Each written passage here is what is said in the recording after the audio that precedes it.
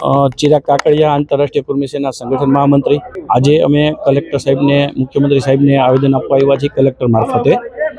આજે હું તમને એક અતિ સંવેદનશીલ અમરેલીની ઘટના કે જેના પડઘા આખા ગુજરાતની અંદર પડ્યા છે, એ દીકરીનો કાંઈ વાંક નથી અને એનું સરઘસ કાઢવામાં આવે છે। આજે ગુજરાતની અંદર પહેલો ઇતિહાસમાં કહી શકાય એવો બનાવ બન્યો છે કે દીકરીનું સરઘસ કાઢવામાં આવ્યું। જે લોકો દીકરી બચાવો દીકરી પઢાઓના નારા લગાવે છે એ લોકોને ખાસ કહેવા માંગુ છું, આ રીતના દીકરી બચાવશો તમે?